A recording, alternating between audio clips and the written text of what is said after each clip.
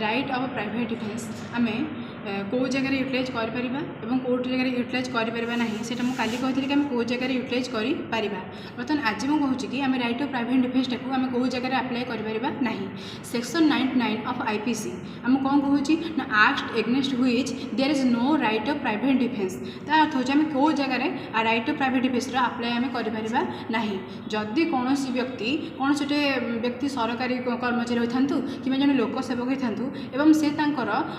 गोटे विश्वास रखिकी गोटे कार्य करने को कही था तो जब से कार्य द्वारा मन से कार्य लोक मैंने कर कार्य द्वारा लोक मानू कौन प्रकार क्षति होना कि जनकर आत्मघात हबार भी सीठी माने चांस ना सुजोग ना कि मरीज कि कौन हम तो से